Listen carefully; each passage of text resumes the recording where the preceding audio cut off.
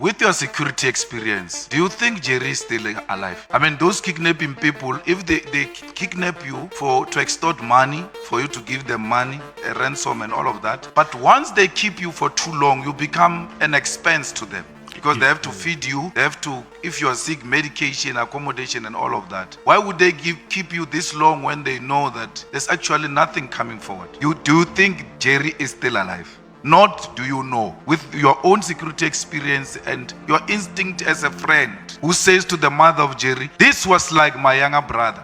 Something in you should tell you that this guy is no longer there or is still there. Honestly, I agree with you. At some point, he will end up being a liability to his abductors. So I don't think also myself by now that if he's alive, then what are they gaining for keeping him so long and then spending money on him, but they're not getting anything in return?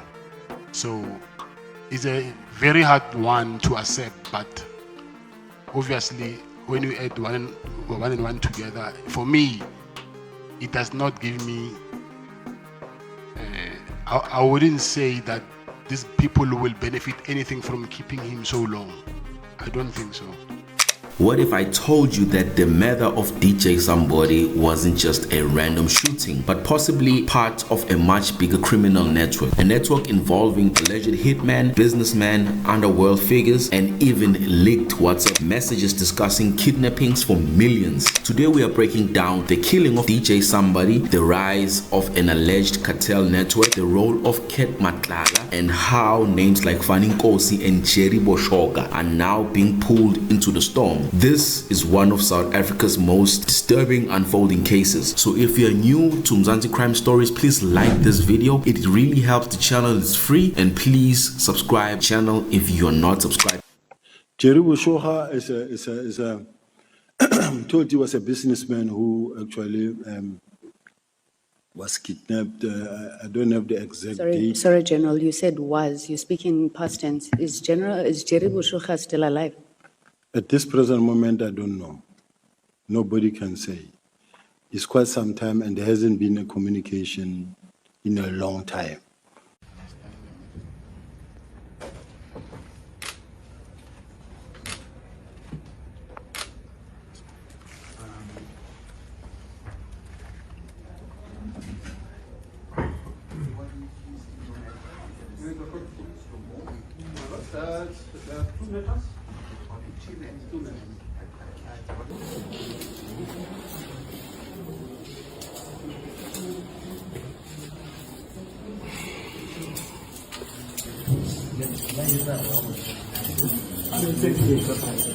On bail. Mr. Molefe, I see there's a conferencing going on between you and your co-accused. Are you paying attention, sir? I can't hear you loud enough? Yes, sir. Yes. I would suggest that you should pay attention.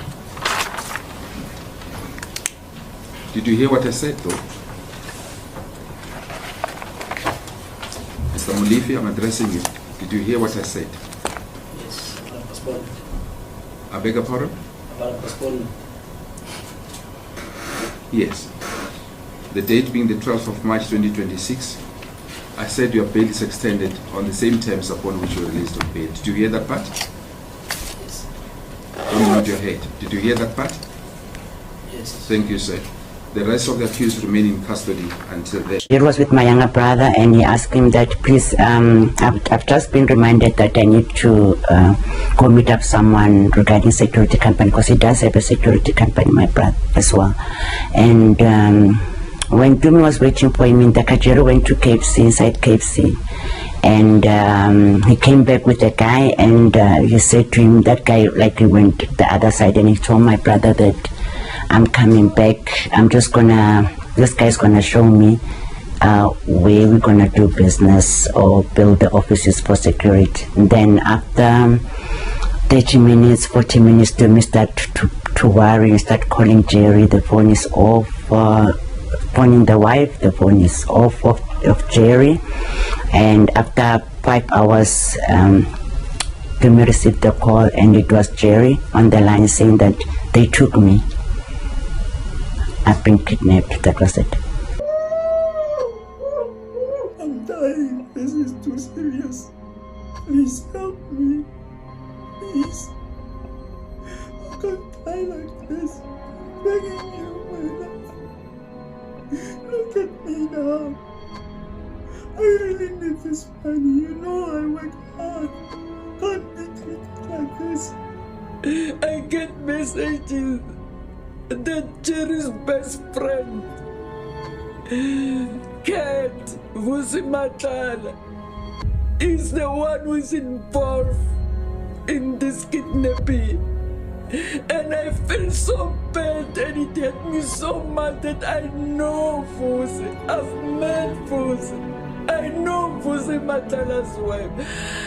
I was once sitting at the same table having lunch with Vusi Matlala. The night DJ Somebody was killed. So in November 2022, DJ Somebody was driving through Johannesburg when gunmen opened fire on his vehicle. Multiple shots, a targeted attack, no robbery. This wasn't random. This looked like a professional hit. And from that moment, investigators suspected something deeper. As investigations continued, police began uncovering links to what appears to be a larger criminal syndicate. At the center of it, Vusimusi Cat Matlala, a controversial businessman allegedly connected to extortion, underworld dealings, and organized crime operations. Alongside him, Katiso Katie Molefe. Authorities believe these figures may have been connected to a network that hires hitmen to carry out targeted attacks. Two names coming up again and again: Diego Floyd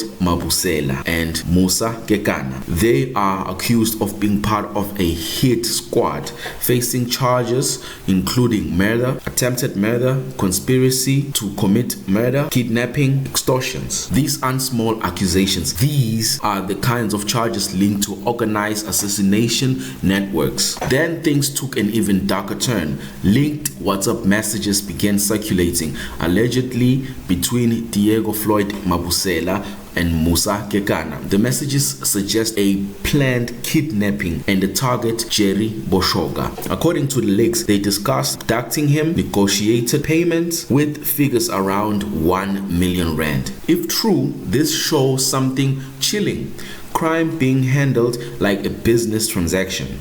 Another twist: Fanny Kosi. He has reportedly been questioned in the connection of the DJ Somebody case. It's a matter of public record that DJ Somebody was murdered on 20 November 2022. 20 November 22. And you may or may not know the date, but I can assure you that was the date. That's correct. That at Chat 4 at on 23 November, that's 3 days after DJ Somebody's murder, at 4:53 p.m. you sent Mr. Lekukela a photograph. Do you remember what that photograph was? Yes. And can you describe the people in the photograph? It's Mr. Lekukela and DJ Somebody.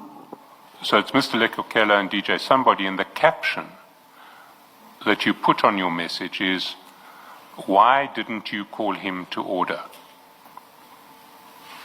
You see that? That's correct. Now, for what did DJ Somebody need to be called to order? What had he done wrong that needed him to be called to order? I don't know. I can't remember what was this. Why didn't you call him to order? Was relating to, as in when he responded, I didn't know.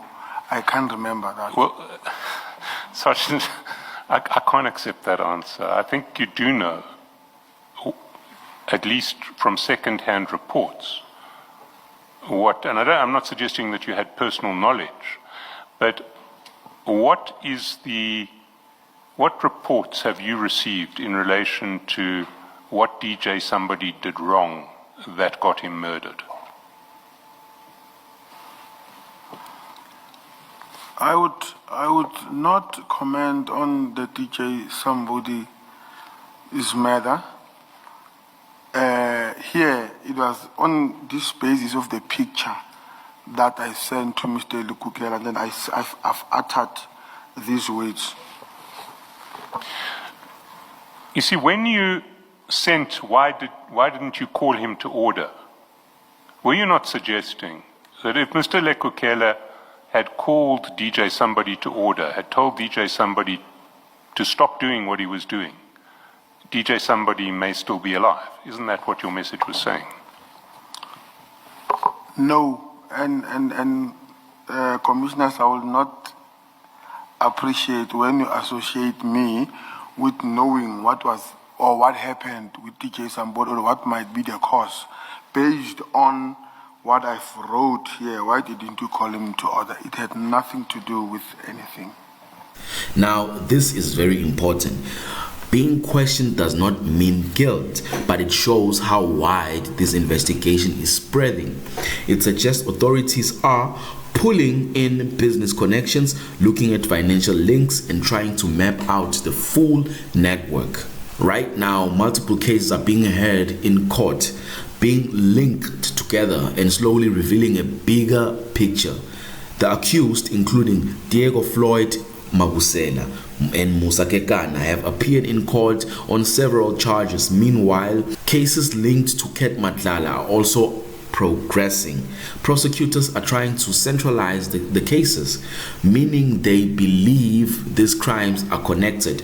If proven, this could expose one of the most dangerous organized crime networks in recent South African history. This story is no longer just about one man. It's about power, money, influence, and control.